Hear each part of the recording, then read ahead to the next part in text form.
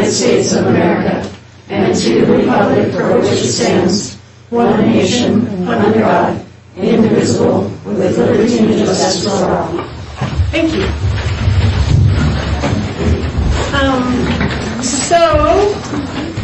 Roll call. Cogswell. Here. Battles. Here. Daniels. Here. Durbin. Here. Heaton. Here. Keys. Ronnie. Here. Would someone like to make a motion to approve the minutes? I will. I move to approve the minutes of September 12th and the 26th. I will second. Any discussion?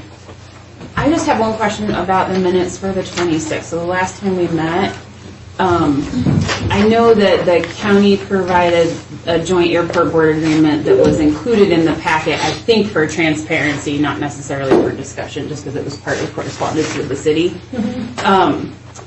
Since the airport committees are working on a different revision together, I'm just wondering if we can make a little note in there that delineates it felt confusing last time we met, and I feel like it's going to be confusing to folks who are looking at the packet.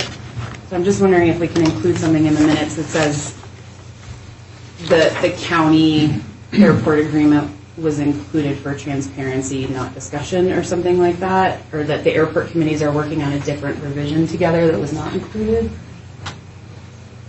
Which under September 26th. 26th, last time we met. Okay. So it was the county had submitted an agreement, but it was one that we had, when I say we, I mean like the city committee that the mayor appointed and the county committee that was appointed had since moved on from.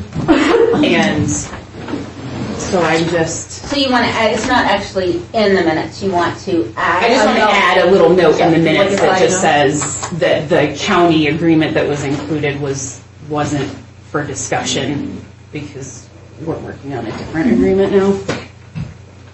You guys can make the amendment to the minutes. That was my only understanding. I mean, I guess I wasn't getting a lot of feedback from the committee on what they wanted, and then it was late.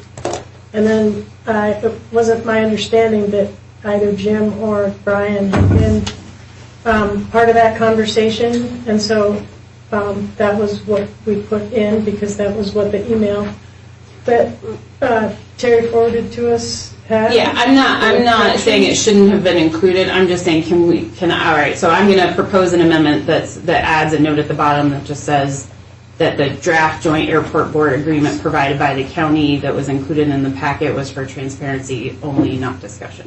I'll second.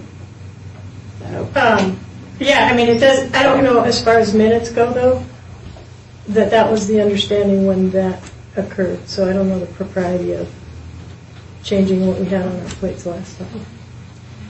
Well, we didn't discuss it. Hindsight. Right. I guess what I'm saying is what happened is we did not discuss it, and I don't want 3 months to go by and there to be a confusion about did we talk about this county document because it was irrelevant the minute it hit the table. That's all.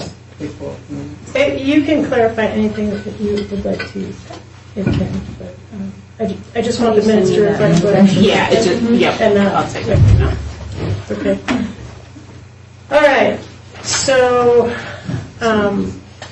maybe we'll put that on for next time. It's an amendment to the minutes, so it's been motioned and seconded, so now there has to be a vote on that amendment to the minutes. Okay. Just to add a note into the minutes. Any further discussion? To have a note on the agenda for clarification? Or on the minutes for clarification? All right, roll call. Battles? Yes. Daniels? Yes. Durbin? Yes. Heaton? Yes. Ronnie? Yes. Then we go back to the main motion Perfect. of the minutes. Yeah. So any further discussion about the minutes as proposed? All right, roll call. Battles? Yes. Daniels? Yes. Durbin? Yes. Heaton? Yes. Ronnie? Yes. Thank you. Next up is warrants payable. Is there a motion? I move to approve warrants payable in the amount of $671,313.69. And I second. Any discussion? There is in here final payment for the water and sewer rehab project over on Grant. in the amount of $242,625, and that's the last payment for that. And so that is part of it. There's also a payment in there for $88,000 that was pass-through money of the CDBG money. I know I've been doing that for so long that I still can never get those right, but so that was about half of it right there. Yeah. So we always clear our garbage for $45,000. Those are the big ones. Okay, so any further discussion? Roll call. Battles? Yes. Daniels? Yes. Durbin? Yes. Eaton? Yep. Ronnie? Yes. Thank you. All right, next up is the mayor's comments. So we don't have a lot of people here today, and most of you probably already know the things that I would comment on. But the first one is for the benefit of anybody that wants to pass it along. When people are speaking down there together, it's often difficult for us to hear what's going on up here. And that's why I gavel people. When I can hear them better than I can hear the people up here, that's when it's disruptive. And so we need to follow the rules, and I try to use the gavel sparingly, but when it comes to when we can hear what you're saying, it's inappropriate because it makes it very difficult for us to do the jobs that we're here for. And I mean, I'll ultimately have to ask you to leave if it continues to go on. The other thing is, these are difficult conversations. A lot of you have been here for a lot of the airport conversations, and there's been other contested things that we've covered, and it's not easy for any of us. But this is when we need to be the adults in the room, and so it's important that we can keep things civil and respectful to each other, and that goes for everybody up here and everybody down there. So just a reminder. The third thing is there is going to be an update to the Energy Conservation Plan. The Energy Conservation Plan was created in 2018, and they're approaching the end of the revisions, if they haven't gotten there already, to present it to council. We will try and get that on the council agenda as soon as possible, either at the next meeting or the one after that. Council, please keep an eye on your inbox because you'll be receiving a draft.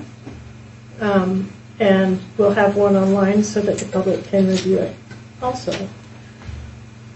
And then one of the last things is maybe you've noticed that we are advertising for a new public works director. Jim here has decided to retire, so I can't tell him enough thanks for all the things he's done with the flood and all these other things that he hangs his neck out for. If anybody's got the city's back, it's Jim.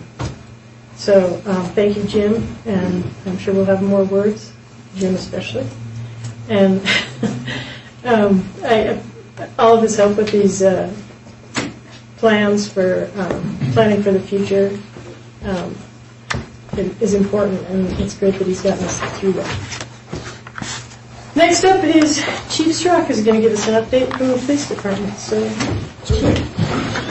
thanks for hearing from me. A couple of things. It's a little lengthy but important. So far in 2023, I'm still working on the data and the graphs and everything. I'm coordinating with Zerker right now. It's a lot more difficult than it has to be, but from January through October, we've generated 2,630 calls for service in the last 10 months. These are ranging from traffic contacts, everything beyond. Next, the Red Lodge Police Department received a number of very generous donations supporting the upcoming K-9 program. Officer Jeff Shipp submitted his interest in becoming the handler for the department. He's currently in attendance at Cedar Creek Kennels in Western Illinois and in the process of training and passing all the certifications with the dog. The dog is a German Shepherd originally. I believe it was a Belgian Malinois Shepherd cross. Jeff had gone down there on his own dime and selected the dog, done a little bit of work with the dog about a month ago, And unfortunately, between that time and this time, the dog just wasn't meeting the very high standard that the kennels has for their program. So he selected a new dog, which is a German Shepherd, which like I said yesterday in our meeting, I'm personally thrilled about. I love German Shepherds. The dog's name is Grizz, and he will be certified in tracking, narcotics detection, and apprehension. Cedar Creek Kennels prides themselves on their high success rate for their tracking dogs. That's one of the things that they're best known for. More recently, I spoke about it with a couple of people before the meeting started. The gentleman that escaped from prison, he was convicted of murder and escaped, and he was located in the woods of Westchester, Pennsylvania. If you guys are familiar with that news story, the dog that actually located and apprehended him is from Cedar Creek Kennels. So I'm pretty proud to have an officer down there, and I know that they're certainly proud of that apprehension and track themselves. It's an invaluable tool that's going to assist our officers with locating missing and endangered persons, also narcotics detection. The dog also has special capabilities for apprehension and handler protection. Next, recently, the department held interviews for the position of police officer. We interviewed a few people. Currently, we have one position open, and a second may open at the end of December. We're not sure yet. We'll be extending more than likely two conditional offers for employment after the interviews. Candidates will begin their careers with the department if they meet the expectations in the psychological testing, physical fitness testing, medical testing, and background investigation. It's not an easy process and can potentially take anywhere from 2 to 3 months. And one of the offers that we're extending is local, so hopefully that background investigation, everything moves a little bit quicker than that of an out-of-state applicant. Once it's all completed and passed, I'll provide the names of the potential employees at a later meeting.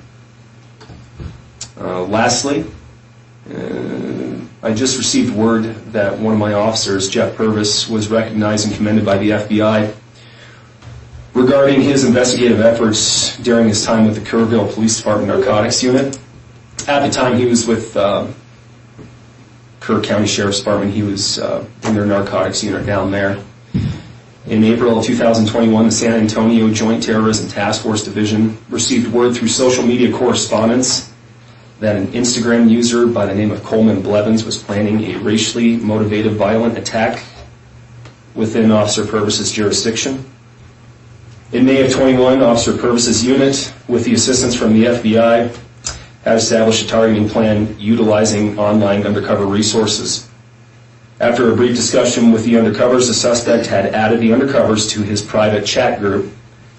During the communications, the suspect had stated that he was going to, quote, go to Walmart, and afterwards sent pictures of him with firearms.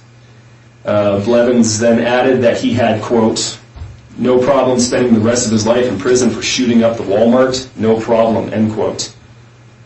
On May 28th, the Kerr County Sheriff's Office had obtained a state arrest warrant and taken Blevins into custody for terroristic threats with public fear as the offense description.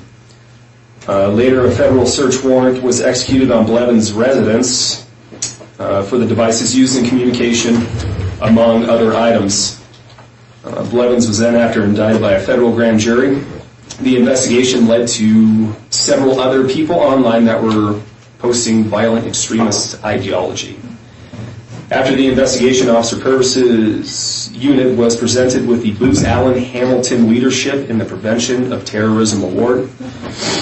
Although this investigation and arrest took place in the state of Texas, I think it speaks very highly of the caliber of police officers that the City of Red Lodge employs. If you see Officer Purvis in passing, please offer him your congratulations for his efforts and actions. That's all I have. Thank you very much, Chief. Yeah, absolutely. All right, and then I have another note here that we contract with Great West Engineering to do a lot of our infrastructure work, along with our planning department. They're two separate contracts, but Great West has been kind enough to provide an update on all the projects that we're doing with them. And I've included that in your packet. It'll be really helpful. There's a lot going on right now. It'll be especially helpful as we transition to the new council and new mayor. So Jim always knows what's going on with our crews. It looks like Brandon and Chad are both here online. Chad or Brandon, did you have anything you wanted to add? No, Mayor, we just wanted to be here if you or the council had any questions for us. All right. Does council have any questions?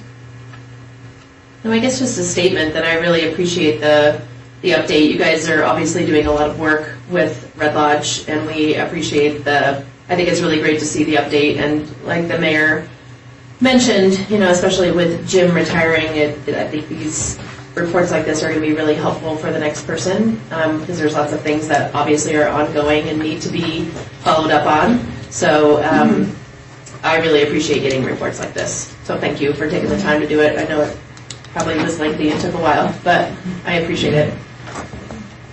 Any more comments? You're more than welcome, and we are going to try and do it the first of every month moving forward. Just, it helps us too keep track of where we're at on all these different projects. Great, a lot going on. There is. Thank you. Do any other council people have any questions for Chad or Brandon? I'll just make one. Can you just give us an update? We talked a little about this at the Public Works Committee meeting, but I think probably the public would be interested in just getting an update on the capital improvements plan and what the schedule for that looks like, the new one, when it'll be released.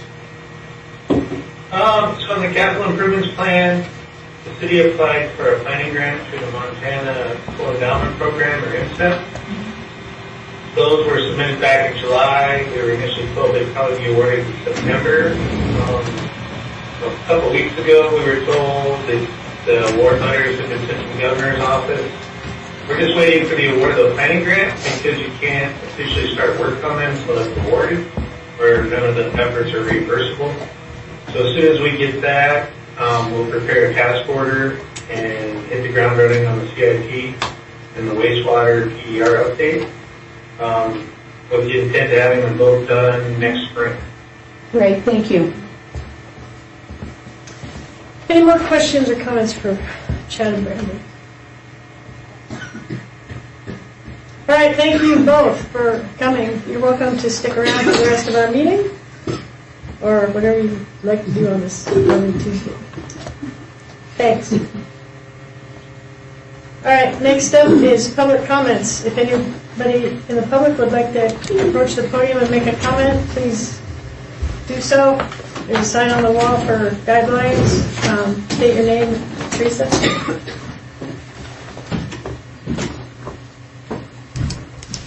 Hi, Teresa Whistler, down on South Broadway.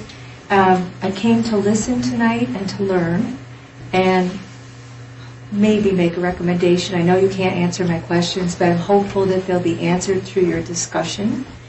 It is a question about both Ordinance 966 and Resolution something.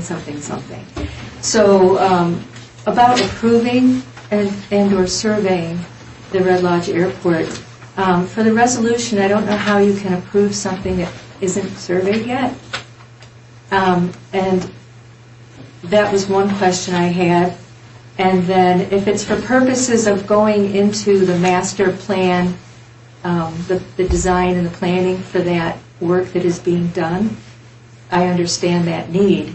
But it also states in the Ordinance 966 that, whatever that is, in general or, any types of discrepancies, it's just going to be so, and recorded at the county clerk and recorder's office. So I would like to see, it says the survey shall generally follow. I don't know what that means, because surveys are very exact. So it's either going to be a survey that's exact or it's not. And there needs to be an accurate description in the ordinance, and that can't be in question, I would think, after you've had a survey done. I don't know that you want to approve a boundary until the survey is done, if you're going to do something in a resolution in order to move the master plan along, could we at least get the wording in the ordinance that says that the city reserves the right to amend based on the interlocal agreement that's put together and we haven't seen yet, the master plan that's finalized and we haven't seen yet? I just think you need to provide for some room here for amendment based on exhibits that we haven't even seen yet. Thank you. Thank you. Would anybody else like to make a comment?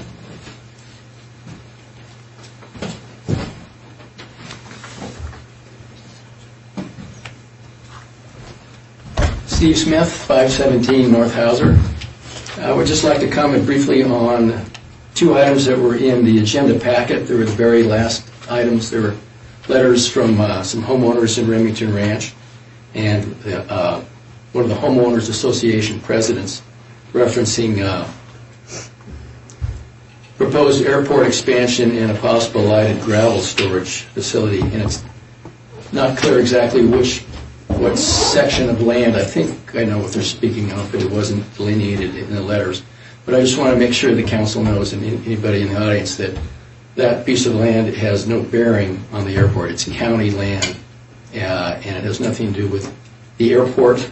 May have figured that out. But and the fact of additional airport infrastructure and expansion, which was referenced in the letters. But you all know that what the expansion or lack thereof it consists of. But it certainly doesn't reference any area down there at the south end of the area. That's county land. Okay. Thank you. Thank you. Any more comments? Any comments online? Any comments online? All right, last call for comments. All right, public comment period is closed. We don't have anything from any standing committees, so we'll get right down to the resolution to approve and survey the Red Lodge Airport boundary. This is up for discussion, and I'll explain why it's in here. This is the Comprehensive Economic Development Strategy. Its acronym is CEDS, and I'll be referring to it. Has anybody on council read this? Mm-hmm. You have it? Did everybody read it? I was on the EDC when it was written. Oh, good. I didn't see your name. Great. Well, and for those of you who might not be familiar with it, I drafted a proposal that suggests the airport area be divided into 3 sections. One for the hangars, one for the runway, and one for the emergency operations area. This can work with the provisions of the ordinance that's being reviewed later tonight. Maybe it's better to have an ordinance, maybe it's better to have a resolution. I assume you've talked to Denison about it. I don't have any preferences offhand, but it's my hope that maybe we can work them into one document. The only difference between the documents is that the emergency operations area would be surveyed and set aside from the proposed FAA boundary. And here's why I'm proposing 3 separate areas. This comprehensive economic development strategy was done in 2004. It was done by an engineering firm with the assistance of council, the commissioners, a group of 28 citizens, members of the airport and rodeo boards, along with 25 other area organizations and entities. It was unanimously approved and adopted by council. As such, it is still the document that we follow. It envisions multiple uses for that emergency operations area. Multiple uses will not be available if council adds this area to the airport boundary in direct opposition to the current economic strategy.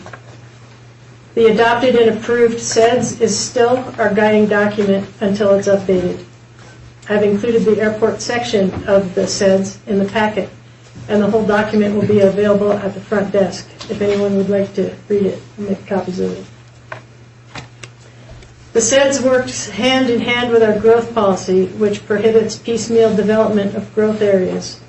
That's in the growth policy. It requires that we maintain municipal land for public use, including future facilities.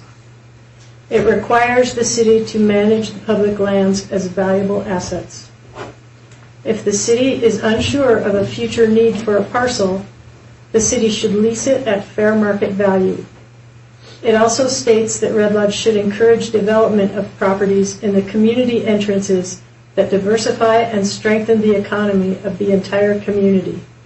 In short, we're obliged to follow the SEDS. If it needs to be updated, then that needs to be done prior to development that is piecemeal and contrary to the approved study, or alternatively, survey it separately and preserve the ability of the city to include it as has been envisioned and directed. So I'm sure we're going to be talking about that later. The second reason why I'm making this proposal is for financial concerns. The city faces significant funding deficits. We've talked numerous times about being able to pay employees to keep up with the cost of living, about the decay of public facilities due to a lack of funds, about the conditions of our streets and increasing demands on all of our departments to keep up with growth. We have no mechanism except raising taxes to fund these things, and there are no proposals at this time on the table to do that. Without more funds, we will, in the very near future, be unable to maintain our current police force, public works, and other city employees. Obliging city property without more expertise and focus on economic development is counterproductive to fiscal responsibility. Limiting the emergency operations area and/or adding 4 more acres to a long-term commitment serving less than 1% of our population is not reasonable or wise.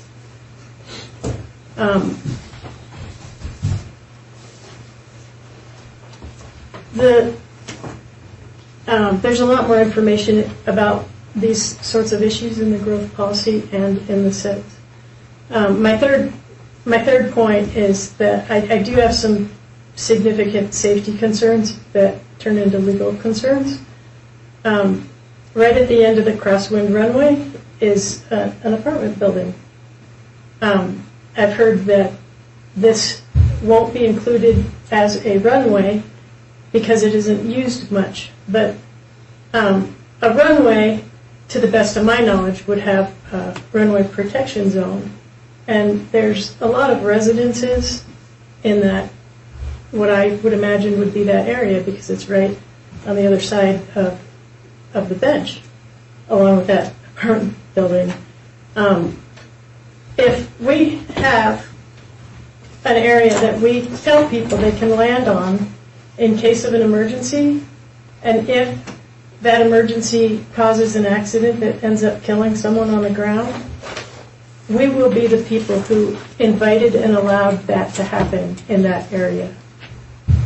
And without any sort of approval from the FAA. So that seems to me to be opening a big door for an issue in the future. The draft master plan proposes that we'll have an increase of, I think, 1,000 more flights a year, and that would basically be in the summer. These are hobby pilots flying small planes, and everything needs to be according to the FAA. And so I don't know where that would lie, but I'm not going to be in favor of anything that exposes the city to any kind of liability like that. So those are my 3 concerns: finances, safety, and obeying our comprehensive economic development strategy. It was $18,000 in 2004, and most of it still rings true. The only difference right now is that we have a 6% increase in population, and a lot of it is in that area. So we're getting more dense development, and I don't know that this council has the credentials to overrule this plan, but I think that everything needs to be done with the big picture in mind and not for an isolated issue. So that's why I drafted it, and if anybody has any questions or they'd like to discuss it, I'm happy to do that now.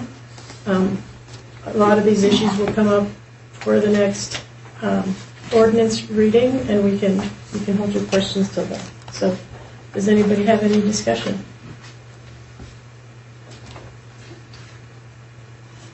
I am wondering.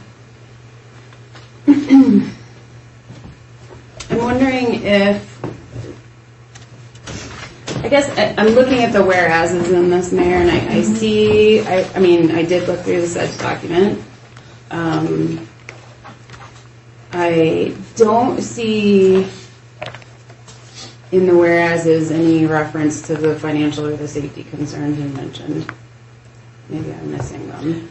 I see other things, but I don't see those things. That's correct. I didn't get a resolution number because it's very similar to Jody's proposal for an ordinance, and so I wanted to hear what the concerns were before moving forward any farther with it. But those would be part of it. And then the other thing that just kind of trips me up a little bit is the first whereas refers to the airport board needing a survey dedicated boundary to submit for FAA approval, and that's the first whereas. Mm-hmm. And in my mind, the FAA grant proposal should not be leading this movement, right? Mm-hmm. Like in my mind, we need a boundary because we all need to know what we're talking about when we say the airport. And it's not, we're not doing a process like this to serve the airport board's needs nor the FAA needs. We're serving our community by establishing an airport boundary that is non-disputable and is not confusing.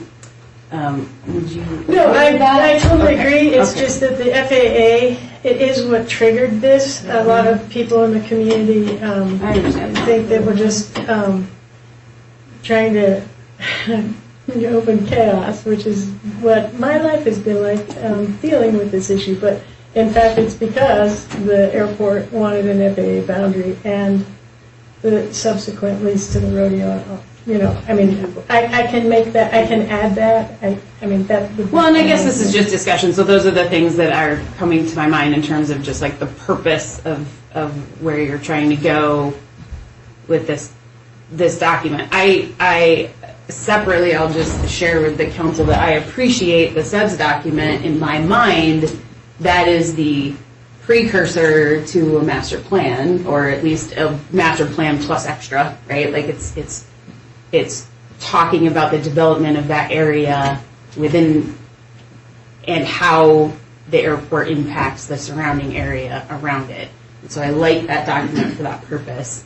I feel like we're getting this particular resolution is kind of confusing the need for a boundary with the need for establishing an economic development plan, which is the master plan, which comes later and isn't Ordinance 966, nor would it be this one. So I guess those are my comments here. Well, that's why, I think a survey is proper to delineate that area as not being part of the FAA boundary. That would be the boundary would be in line with the SEDS document. And then that would leave the hangar and the runway area for the other two surveys. But I think that should be surveyed so that we're still in line with the SEDS.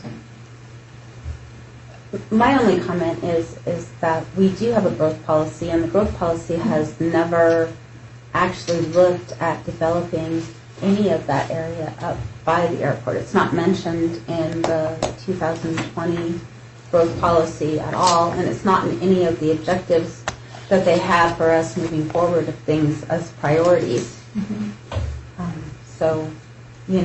I thought that the growth policy was actually more of our guiding document moving forward for development in Red Lodge. Can I interject this? I brought this document to council early in this airport deal. What I think you'll find really interesting, if you really read that document from front to back, are the things that they put in there in 2004, what the city needed to move forward, and how many have been done, how many have followed that. We have a hospital, we have a school, we have a lot of development that they put, this is the direction we need to go. That airport deal is in there, agreed to on the same thing, with a future possible area, and it was all agreed to at the same time. Like I said, you'll read in there of different options of what could be there, what could be there, what should be there. We also have things of growing that's going to happen. Our police department, are they going to stay in a, 30 by 60 little deal forever? Are they going to fit in there forever? Where are we going to build a new police station? Where are we going to build any other thing? I really think if you read that front to back, and I don't know why the planning or the people putting it up bringing that forward every time with us, it's the same as we do with our CIP and the deal.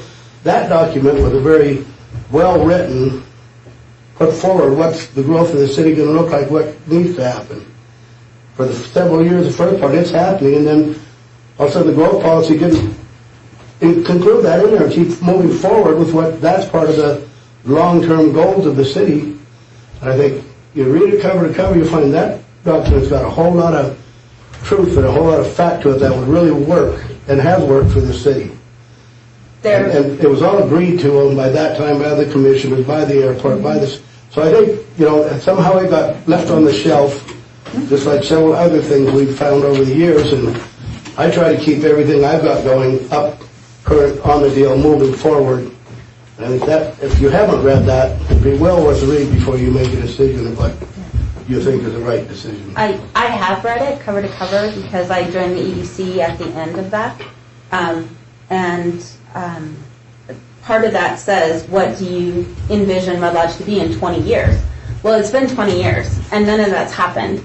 So in my mind, none of that? Up at the airport. We do not have an industrial park up at the airport. And there's industrial parks outside of the city limits that have vacancies that are not even full yet. There is not right now a huge demand for that, or those would be full. Up at the Pepsi plant, Drapers have a whole bunch of lots now for sale for industrial type commercial. So I'm just saying, let me finish that. I really feel that that's to the point where it's outdated. The needs of our town right now are not necessarily, it needs to be updated. I think it does need to be updated, but a lot of the things in there we still have existing issues with. And the whole, when I was reading it, it explains that our economy is not diversified.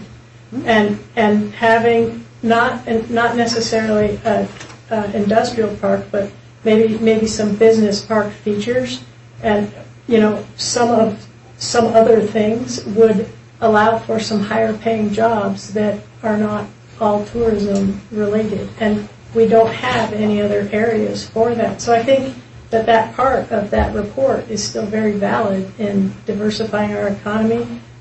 There's excerpts about our community entrances and the businesses that they would like to see in those areas, and there aren't any other areas for that. I think that this hasn't been done because the city hasn't had. We go back to the city not having any money. If you remember when we enlarged that area last time for the bigger hangar, we didn't get any money for that, and we're not talking about getting any money for anything. And that's the problem, is because that's why we don't have any money, is because we keep giving things away for no value. And I don't see how the value of this land, it's not going to serve the community. Jim, did you have something else you were going to say? Did you have your hand up? No, I just... Okay. So I think that at a minimum, we need to update the economic development strategy. That's essentially, that's really important now. If you look at the difference between what our workforce is making and what the cost of living is, I think it's an economic strategy is really important for the people that live here. And developing that area is, if we set aside land for a car part serves, I think it's over 10,000 rides in the last 2 years.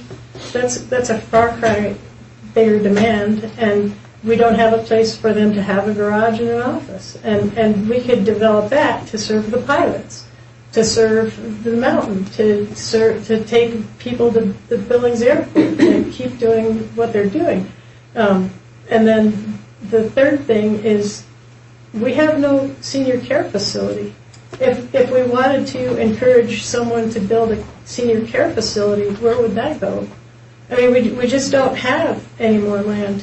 And I think it's great to allow the land for the runway and the hangars to be dedicated with a boundary for specific aviation use, but anything beyond that runway and hangar area, we need to really be looking at the value we're getting from it financially and as a return to the community.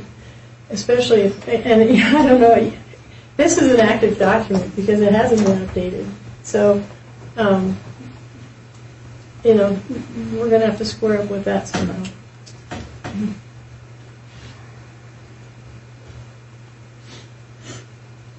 So if we're done with the conversation, we can move on to the ordinance because there's a lot of overlap. The other thing is, so with that, we'll move on to the first reading of Ordinance 966 to establish the Red Lodge Airport boundary. It was my understanding that we were going to wait till everybody was here, but it was requested that it be on, so it's on there. So if somebody would like to introduce that, Jody? Sure. Do you want to open up for public hearing first, or do you want me to? If you could just give an introduction. Okay. Well, we were tasked to work with the county to establish a boundary for the airport, and this ordinance 966 is the first reading tonight, public hearing. That basically establishes the boundary to the airport. That map is attached. The map itself basically runs along the entire fence line of the airport that has already been established. It does include on the southeast corner of the airport, right by the hangars, not by the runway, not at the end of the runway, but by the hangars in that little corner there, where the airport would like to change the entry to the airport instead of having it right on Airport Road. So there will be a new road going across there. Down the road there may be an FBO built there as well. And then, so it's more for convenience, safety, not having to turn off the busy road into the airport. So this is the ordinance that Dennison wrote for us. So it has been approved by him. He actually wrote the ordinance. So this is it. Thank you. And so I just would like a clarification. Was this done with the city airport committee? Yes. All of them? Yes. Okay. Then with that, we'll open the public hearing. If anybody would like to approach the podium and make a comment, please do so.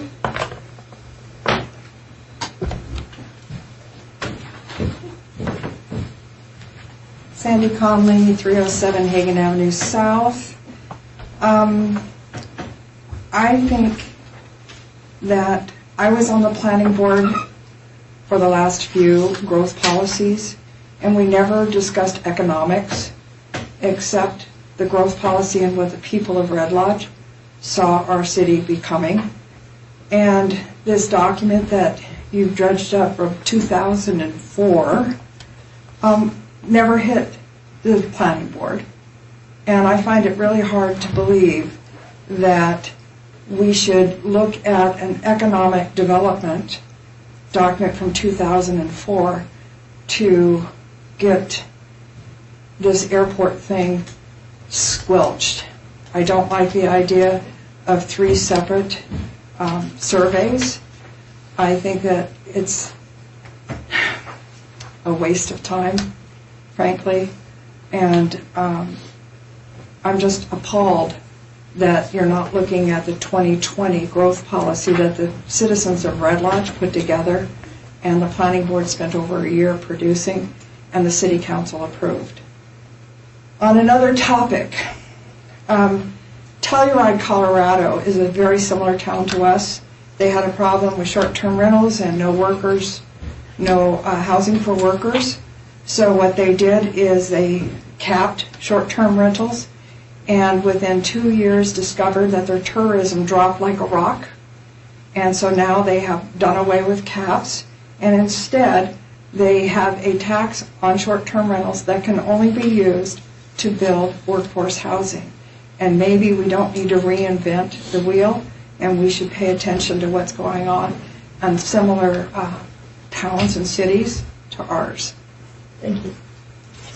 Would anybody else like to make a public comment? Bo? No, but I will.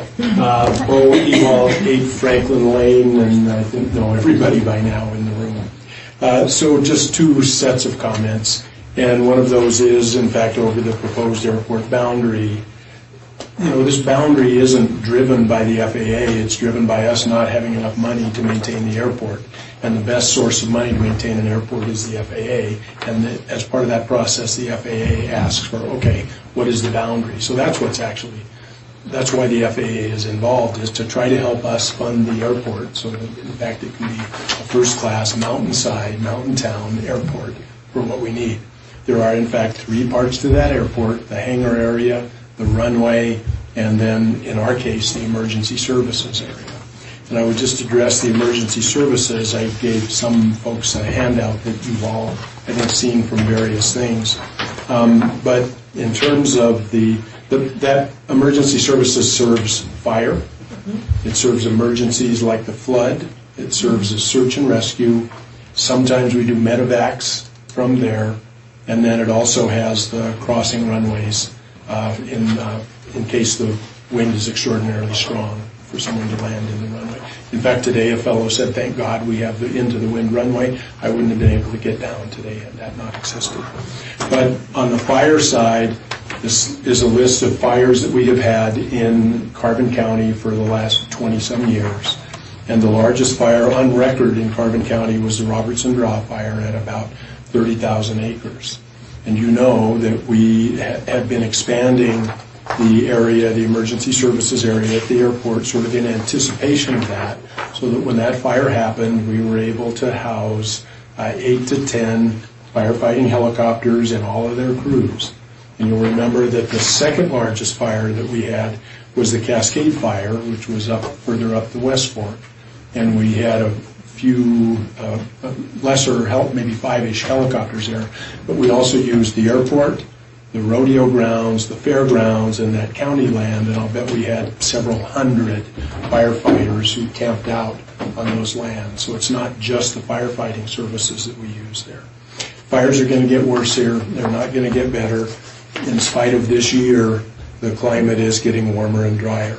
When the flood came this year, last year, thankfully, we had that same area ready for the big Chinook helicopters of the Guard and for the Blackhawks. The National Guard rescued about 100 people, 9 dogs and 2 cats or something like that within the first 2 days, and got them out of the backcountry. And we used private hangar as the headquarters for all of those emergency operations. And many of us are involved in volunteering for all of these things that happen. On the search and rescue side, the same thing.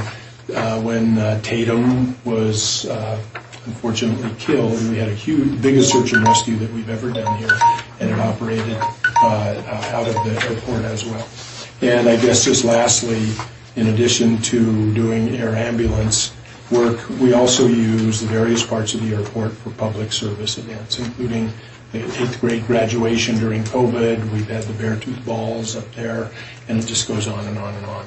So we believe that we, Red Lodge, for reasons of community, of public service, and of saving the surrounding forest lands and habitat and animals, not to mention all of the citizenry of the county, that all three parts of the airport are necessary.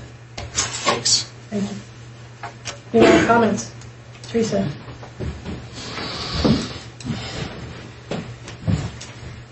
Teresa Whistler, South Broadway. All right, now having listened and learned a little bit more, I would still like to recommend that the survey be done in three parts. It seems to make sense to get it done once with the flexibility of talking about disparate areas, or maybe it's a huge contiguous area but with disparate boundaries, so that in the event there is a interlocal agreement that doesn't exist yet and or a master plan in the future, that we have more flexibility and we don't have to redo a survey. It just seems to make sense to give ourselves a little bit more flexibility at this point. Thank you. Anybody else like to make a comment? Steve?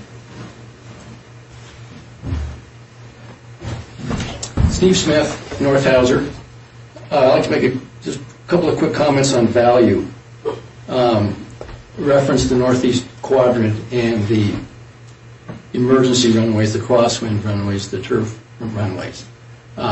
It's been suggested that may be and it could cause an increase of liability and or degrade safety.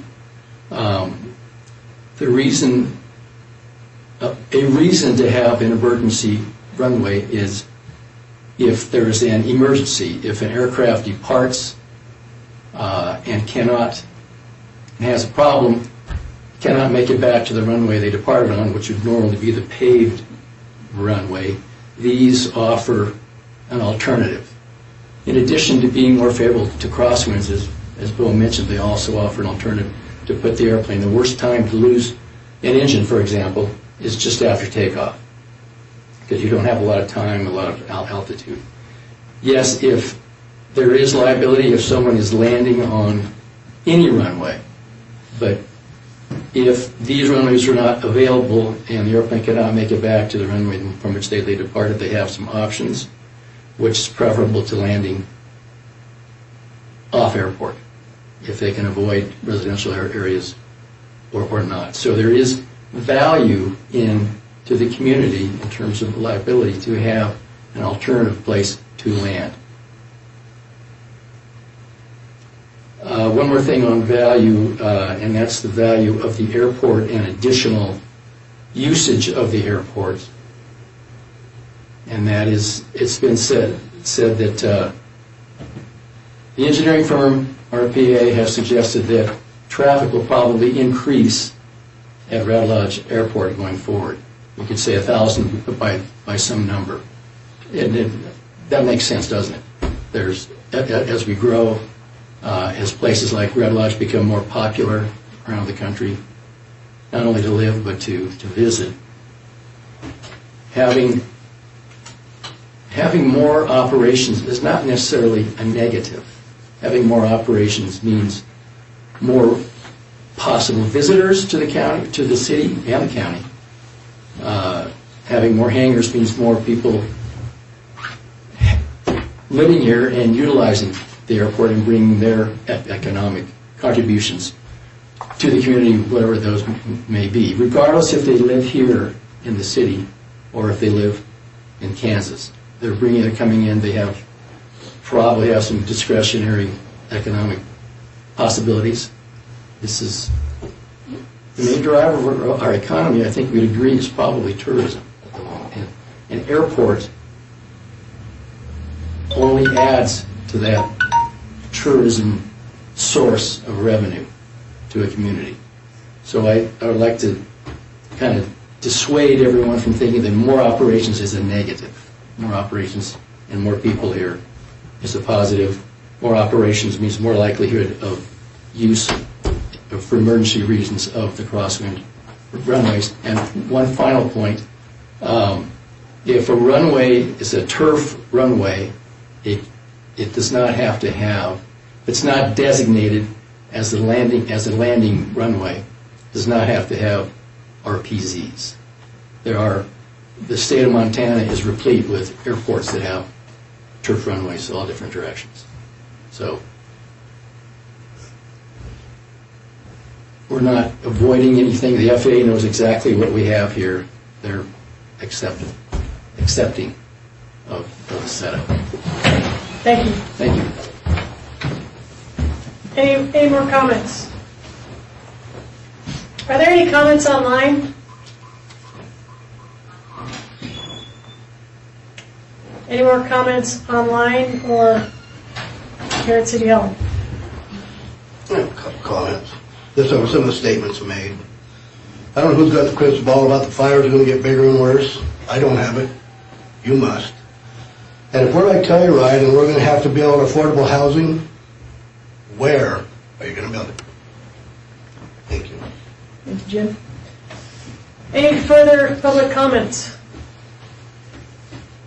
All right, public comment period is closed. Is there a motion?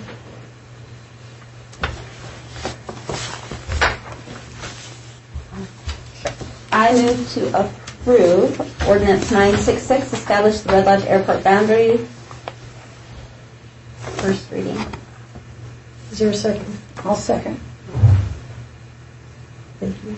Discussion? Some things to say. So one thing that I am trying to just keep track of when we talk about all things airport is what does this particular document in front of us do? So this particular document in front of us is an ordinance. It's just an ordinance. It can be changed with an amendment, just like any other ordinance as it stands right now. It does not establish an FAA boundary for 20 years. It is just an ordinance for right now. Understanding that this ordinance will be used in an FAA document probably sometime in the near future. And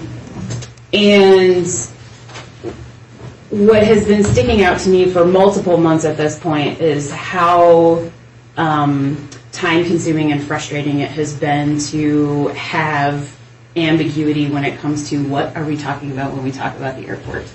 And regardless of what the FAA wants, regardless of what the county wants, regardless of an interlocal agreement, I think it is beneficial to the residents of Red Lodge and to this body and to everyone who works in city government to know what we are talking about when we talk about the airport. And right now, we do not have a definitive answer for that, based on lots of different documents saying lots of different things.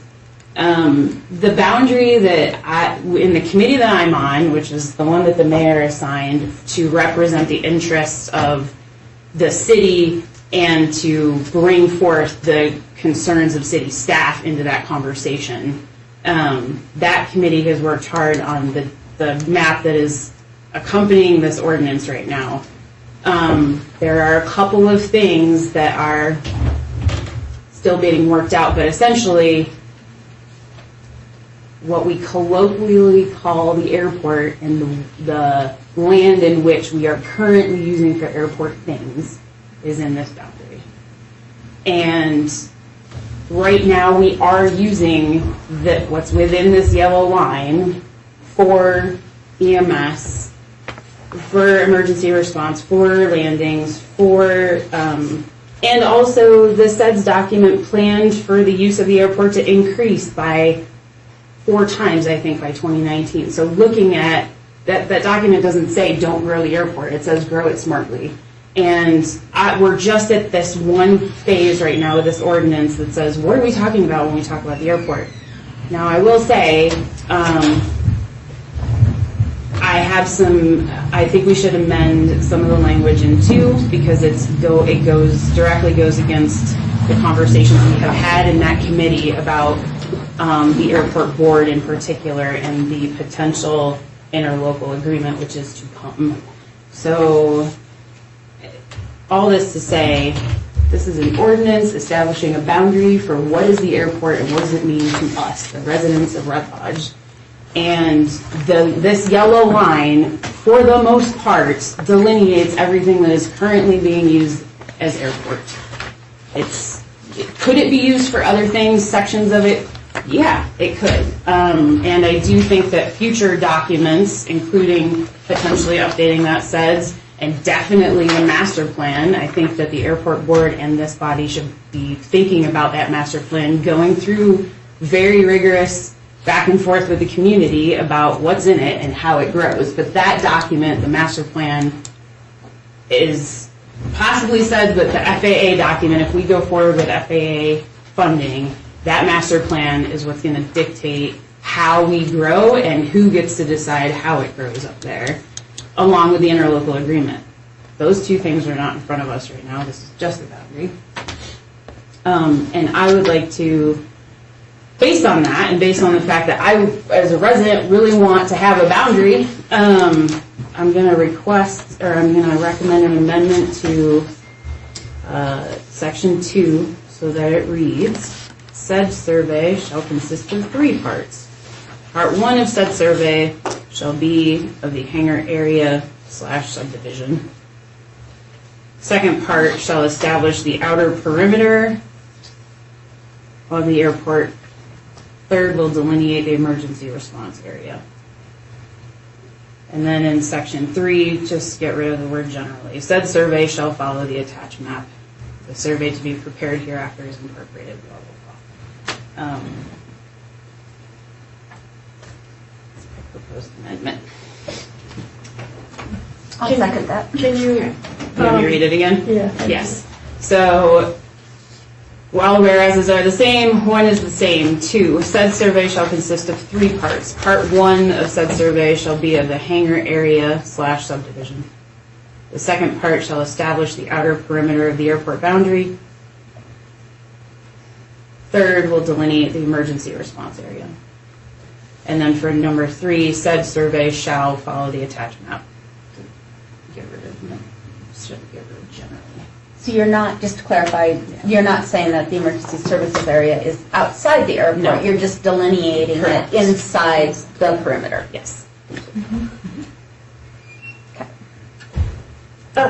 So we have, is that a motion? Yeah. And I you second it. it. So discussion? I guess I have a couple of questions, being this is the first time I've seen this. So for number 3, you just said to strike it to say said survey shall follow the attached map. It has been talked about that there is this additional 4 acres that's in this southeast section, apparently where they're thinking of changing the entry to the airport. I guess I understand why they would want to switch that. It is a busy place to get in right off of the main road there. I guess my only question is, are we just getting that land for free? So here's how I thought. And so really quick, so the way that it's worded here, it's like, well, it's just going to follow this, and then it's going to be that. And that's going to be part of the airport, and we're not going to be compensated for that at all. And I'm not sure that that's really in the best interests of the residents of Red Lodge to give away an additional 4 acres for something that they might want to change an entrance. So again, it's probably a great idea. This is how I felt about it, because I also was like, why are we moving this? One is, I think we should talk about language a little bit. Like, this is all city-owned land, inside and outside. It's all city-owned land all the time. And that will continue. And that will continue. The yellow perimeter, excluding that 4-acre block, is what the committee with the city staff input agreed to. And then we talked about what could that 4 acres be, and we're still talking about it with the county. Like, could it be an access versus just the whole 4 acres? We've heard from, I think, Bo last time and some other people about why they want to move the entrance. My view on it is it behooves the city to have an established boundary. I was very clear and have been very clear in every room that I've been in that this is first reading, this is my recommended amendment, but I'm also going to ask to table this vote, or to have table the vote. which means we'll go back to first reading next time, because I have said in every single space I've been in, I do not want to vote on a boundary without the interlocal agreement with us, and that is supposed to be coming by our next meeting. And in my mind, it behooves us to have a boundary regardless. If we don't have an interlocal agreement that shows that the county and the city are willing to work together for the benefit of everybody, then we can vote this down and move that 4 acres out. But, and in my mind, with the exception of that 4 acres, this is still the airport and should still be the airport for all of us. And so that's where I'm thinking. Okay. And so a couple other things. The master plan was just mentioned. Mm-hmm. And so I guess my question is, where is that? I've never seen that. The draft, we had the draft at the last meeting. However, it was just the draft. Was it in the packet? Okay. It was in the packet at the last meeting, yeah. So that will have to come before council and the county commissioners for approval. So honestly, that is going to be the essence of what the airport is moving forward. I mean, and that has to have approval from full council, from the county commissioners. So this, what we're doing here is just establishing what the city feels the boundary of the airport is.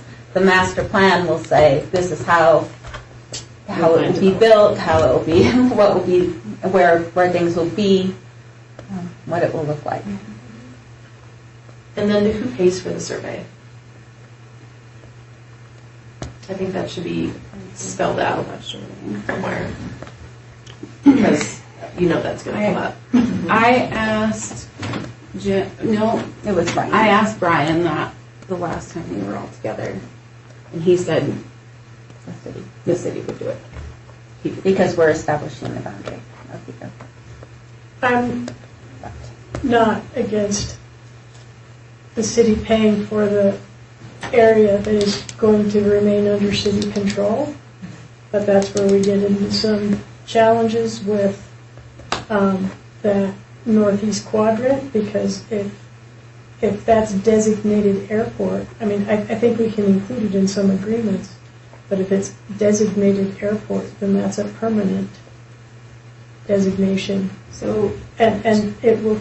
It's designated for 20 years if it is included in the FAA proposal. If it is this, it is like any other ordinance. And maybe we can spell that out.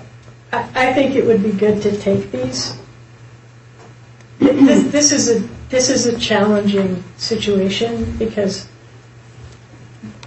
of all the things. We're not FAA experts, we're not aviation experts, we're not even planning experts. But I think we need to make sure that we have all of our I's dotted and our T's crossed, like who pays for it, and how best to protect it. That might be something for Denison, because we do want to abide by this and future updates to this.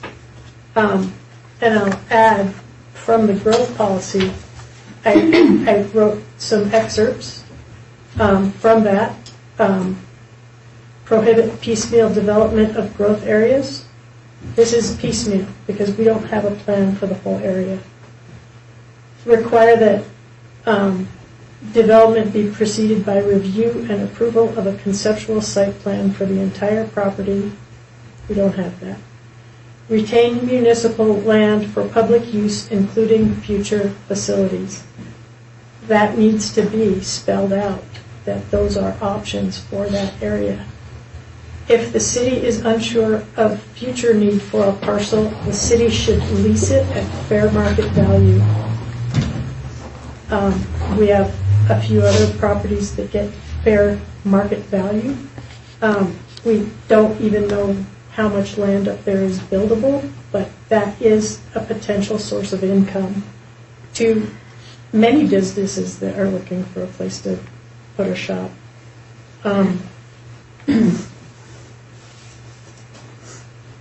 Red Lodge should encourage this. I didn't write this. Red Lodge should encourage development of properties in the. Well, I told you that in the community entrances.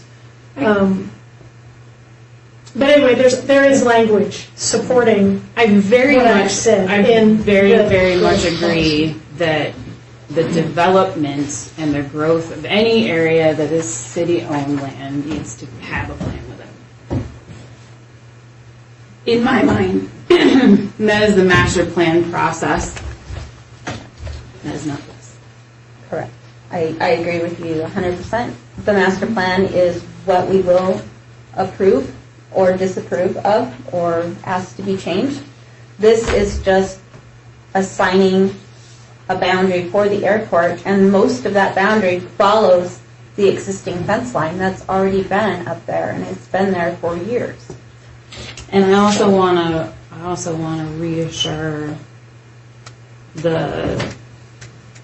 I know Jen, you're here, and I know that Brian's not, but I want to reassure people who are involved in the process of our committee that the interlocal agreement piece of this is how we got to the boundary being agreed to by all those parties, because the interlocal agreement, we made substantial changes to what the airport board is allowed to do without coming to this body, and it is shrunk substantially.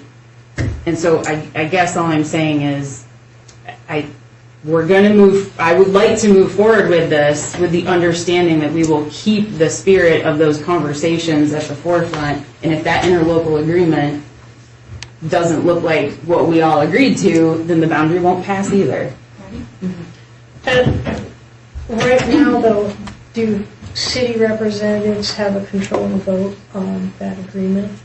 Because that's my concern, is when we're looking at city assets,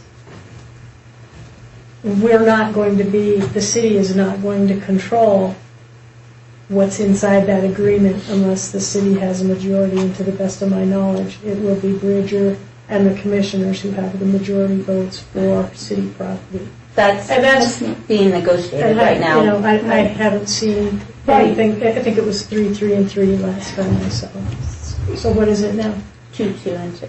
Yeah. But still, that gives 4 votes to Bridger and the commissioners, and 2 votes. So this is what we faced in the development of the master plan. And also, regardless of the votes, the airport board doesn't get to just build, they get to manage and operate. Mm-hmm. They don't get to decide how it gets developed. They have to follow the master plan that we approve. Right. And the master plan will say where things can be built, how they'll be built. Right. I mean, it will be basically a subdivision of building spots for hangars, and that's where they can be built. There'll probably be a spot for their FBO that they want to build, which is by that 4 acres, and the new entrance to the airport. Those are all under part of the master plan that we will have to approve. So they can't, if the master plan passes and they get FAA funding, they can't do anything outside of that master plan that we've approved. I understand that. However, remember with the last agreement, the tighter area for airport, the board is for airport maintenance and operations. And those things are the hangar area and the runway. And having more than that is what created the difficulty when I had to terminate the agreement. Because we didn't agree, there was all that other land that they were doing things with. And it just will be cleaner and easier for a board to manage if it's a tighter boundary around where the actual operations occur, and that would be the hangar area and the runway. And the emergency operations area is not difficult. We can survey that, and we can have it included in the joint agreement for operations, but it would be removed from there. We can do that 9 ways to Sunday. But it gives we have to preserve city property, because we don't have any more, and we're speaking on behalf of people who live here and pay taxes. We're in such desperate straits. I'm trying to wrap up the union contracts. There's no more excess. There's no more fat to cut, and I don't. You saw the ambulance district fail, or I can't remember the caption, but, if we don't take special care of our assets, the future councils won't be able to pass higher tax increases because we're not making sound use of the land that we have. We just extended the boundary of the hangar area for a big hangar, and we didn't get any money for it. I'll tell you, when higher taxes comes into my mailbox, I'm going to look real carefully. And I mean, people are hard. It's hard to make it in Red Lodge. Property values are high, and look at the percentage of people that like that 4 acre serves. It's food for thought, and if we come back and review this again next time, I hope that everybody has like a list of things that we need to make sure are in there so that everything is covered. And that would be things like who pays for the survey. I will say that there's a new study out from climatevulnerabilityindex.org, and it's by the government that put this out. And it goes by area of what the number one threat of climate change is, and wildfires is the 99th percentile for Red Lodge. And I will tell you, as an insurance agent, and yes, I've been out of it now for 4 years, but I still have friends in the business, people are getting non-renewed, not because they're up on the mountain, but because they live in a fire area, which is Red Lodge. Even though we're fire protection class 4, we have a very high threat of wildfire taking out our whole town. So to me, it is very important. It's a very good public use of that land in the emergency services to make sure that we can be ready for the next wildfire, because it might not stop at the end of the town. But none of this conversation has anything to do with removing. Nobody is talking about removing the area for emergency operations. And I agree with that, but I think it needs to be, it is a good use. I'm just saying it's a good use of public land. It needs to be included in the boundary of the airport. But in my opinion. But like the Crossway runway, I mean, there's a lot of land there that doesn't have anything to do with wildfire. That's where the emergency services part is where the Crosswind runway is and the helicopter pads are. But remember, this is what keeps our options open for the future. And if we're the ones that are controlling that, then we will be able to do that. For instance, when you want to look at a budget, we have to FOIA the county. We can't look at what the budget is. We changed that in the interlocal agreement. Okay, well, I think these are good questions, but I don't think that they conflict with each other. I think they're things that just need to be worked out. So that we have, because I think all of these we need an emergency operations area, but we really need to protect the public and the public's purse. And, I need to talk to Dennison more about the liability of having the Crosswind runway by the residential area in that vicinity. Well, I would say that was there first. The runway was. So, the liability on that would be go back to the council that allowed it to be built there. Not us, in my opinion. But I'm obviously not. I don't know that when we're sued that will matter. Hey Jen, can I go back to another comment I had that got lost? So I like your recommendation to change number 2 to 3 parts, and with that in mind, I would think that number 3, like the attached map, would need to then be modified with. I mean, I know this is like elementary kids stuff, but like 3 colors, right? Because we're saying, right. Yeah, like we're saying that three areas are going to be.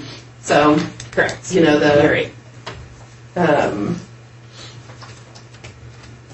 The hangar area is one. The second part is what is currently the perimeter, right? And then the outer perimeter, and then third would be just where the helicopter pads are. Emergency response. Yes. Section.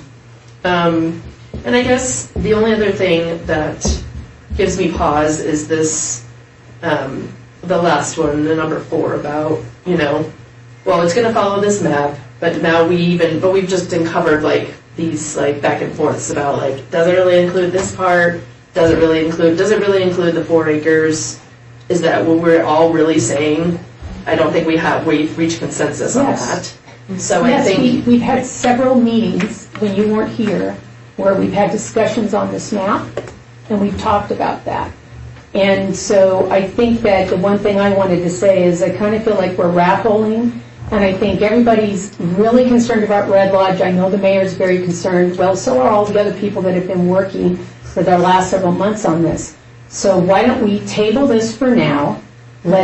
Jen made a great suggestion. Let's have this ordinance number 966 have our first reading.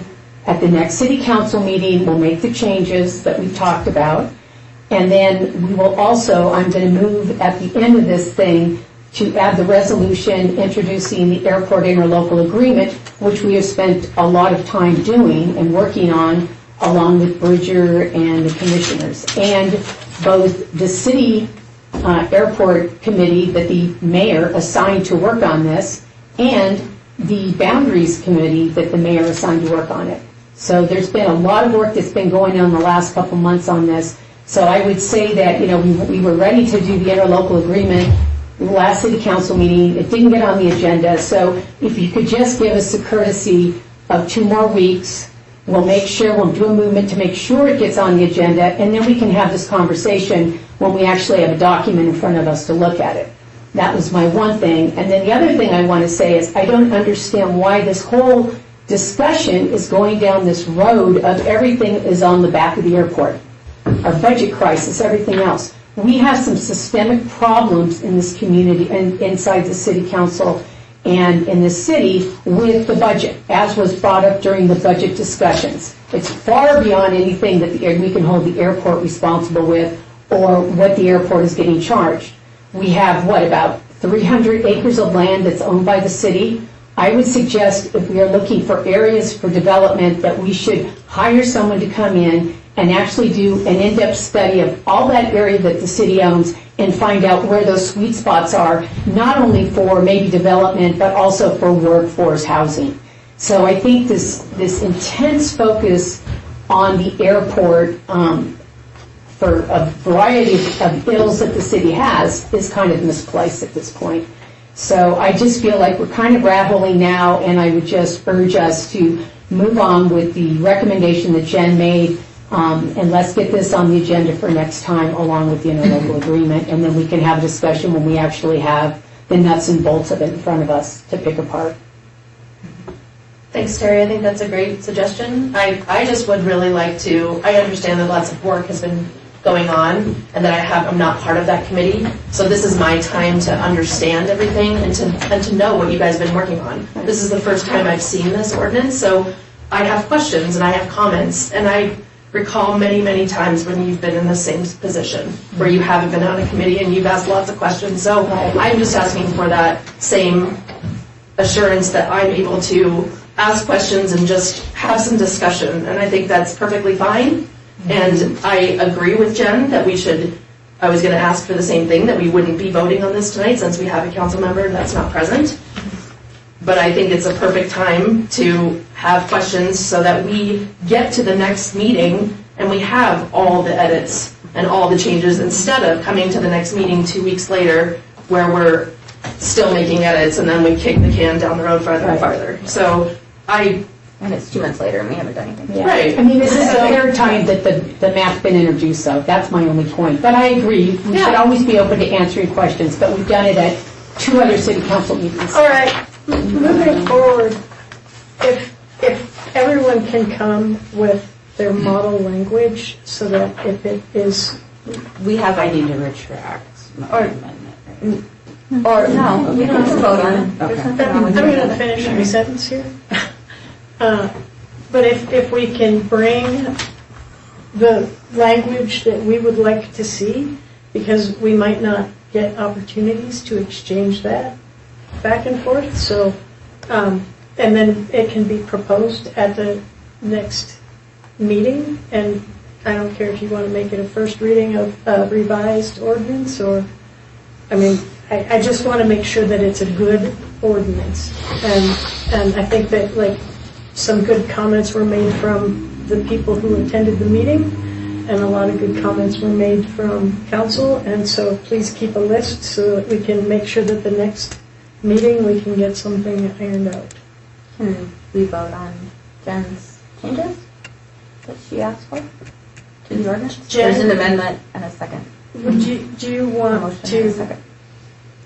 move forward with that? Sure. Or would you like to have It's it? easy, just, I mean, that's at least one excuse thing. me, just a minute. Or we can get all of the proposed changes for the next meeting, because instead of having 3 drafts, it's up to you guys.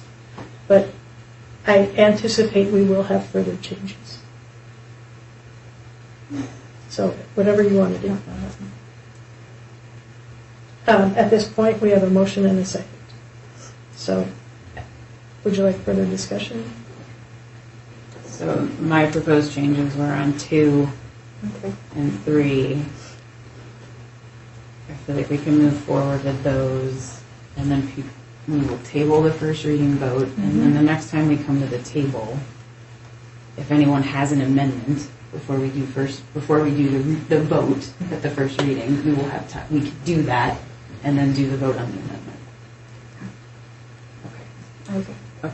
And obviously, within the next 2 weeks, we can be communicating about edits and Yeah. And we'll have the interlocal. yes.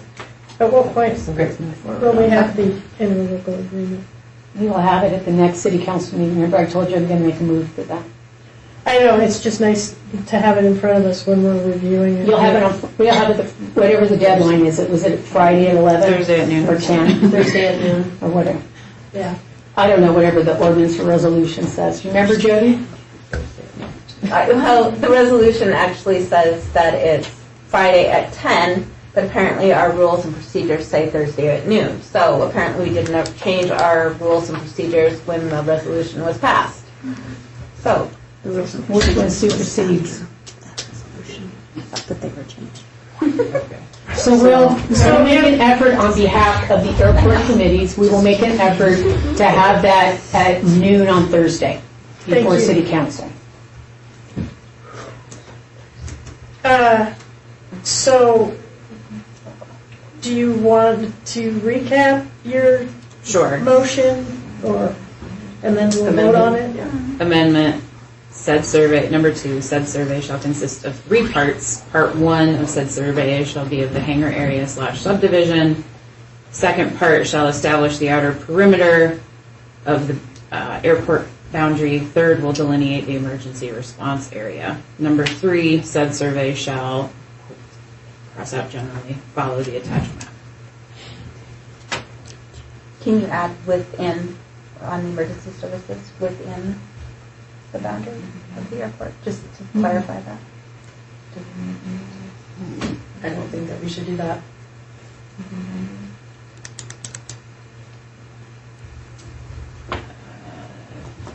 Because that's what, when I seconded it, that's what we were agreeing Delineate to. the emergency response area. Well, Within the boundary because- of the airport. Yeah, number 1, the Red Lodge Airport boundary is hereby established by survey and shall hereafter be recorded.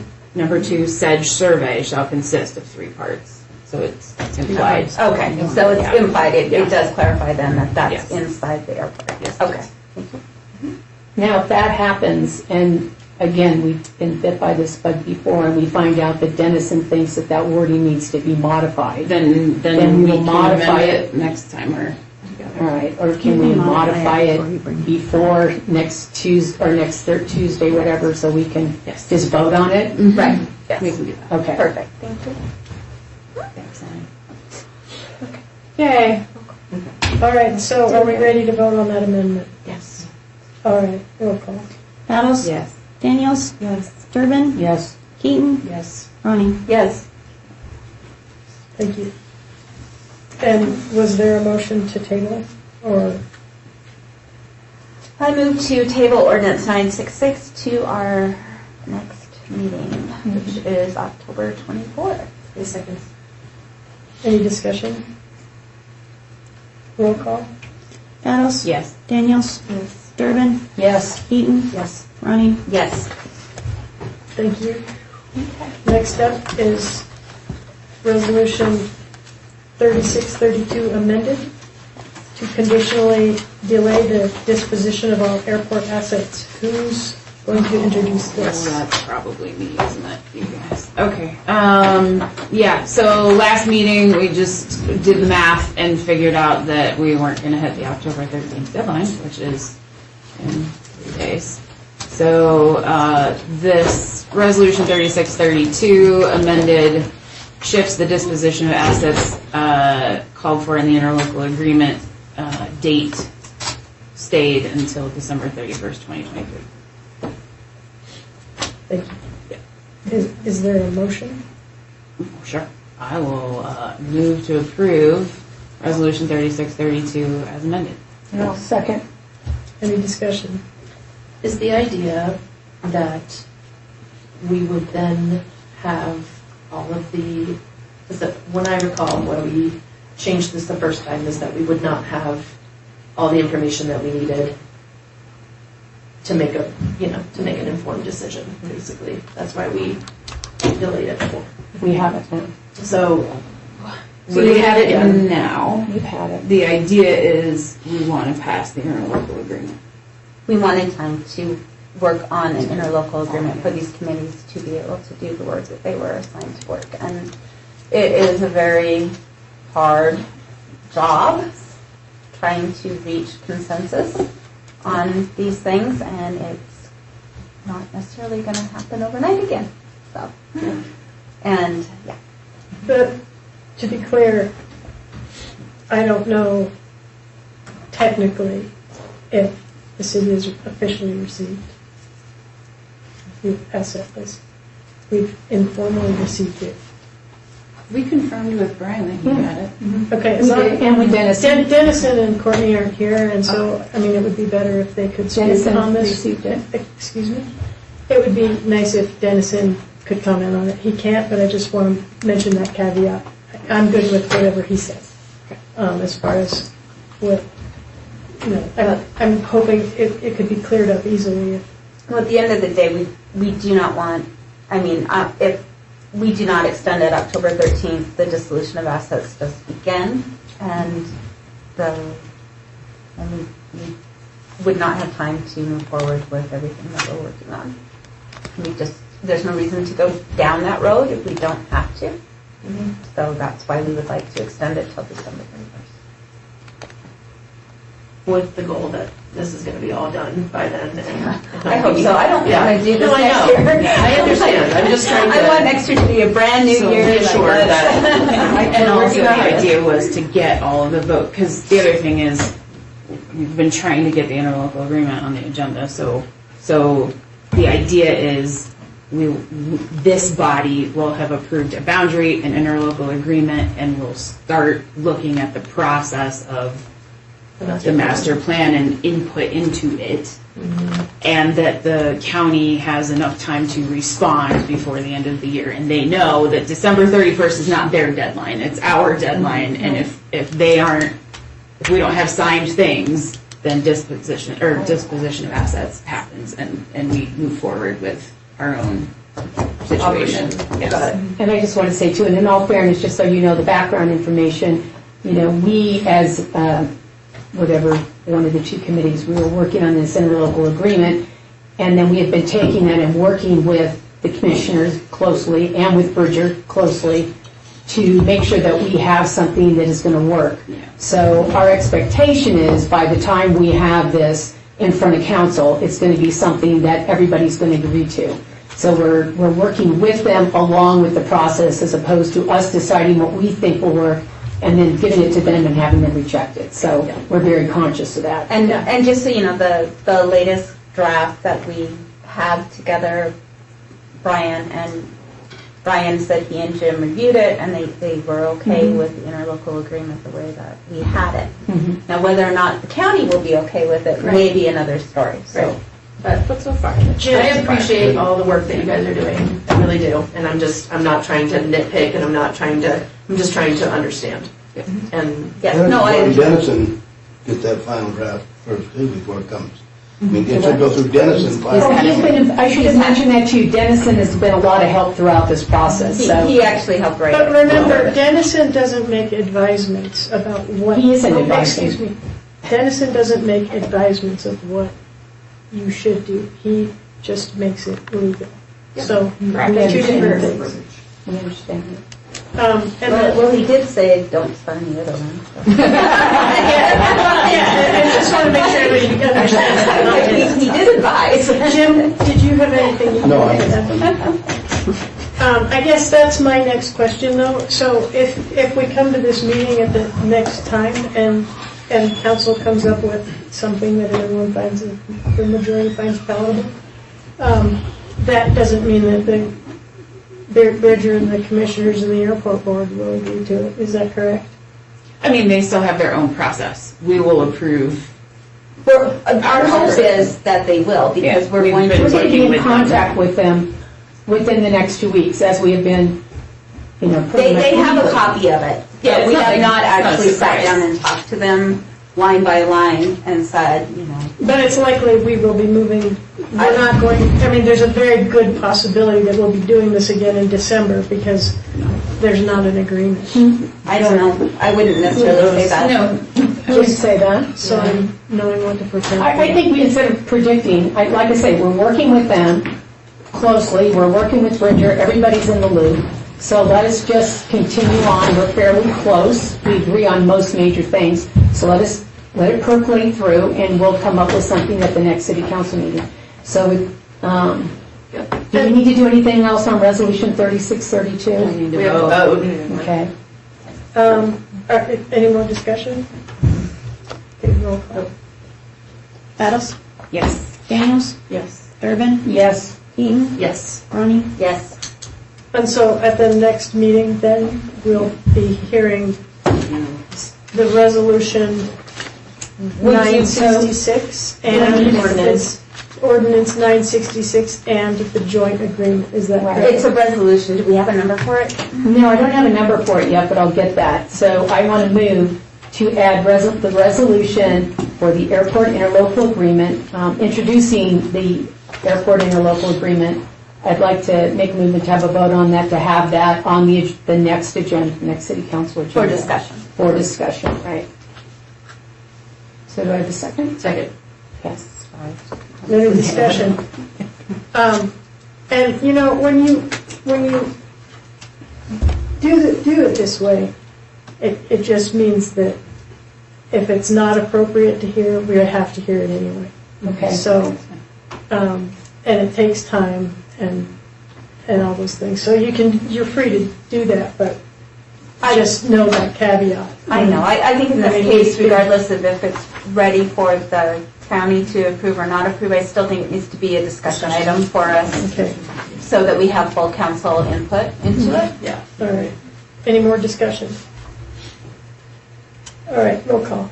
Battles? Yes. Daniels? Yes. Durbin? Yes. Eaton? Yes. Ronnie? Yes. Thank you. And then, so that was for the resolution for the joint agreement, and then we'll bring back The ordinance. the tabling. Yeah, okay. Thank you. Whew. That was something. All right. If there's any correspondence, it's in your packet. With that, we'll adjourn the meeting.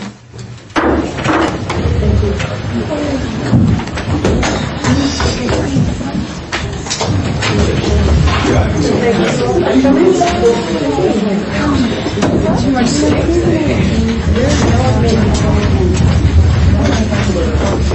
And now that it's dark, I feel like it's really late.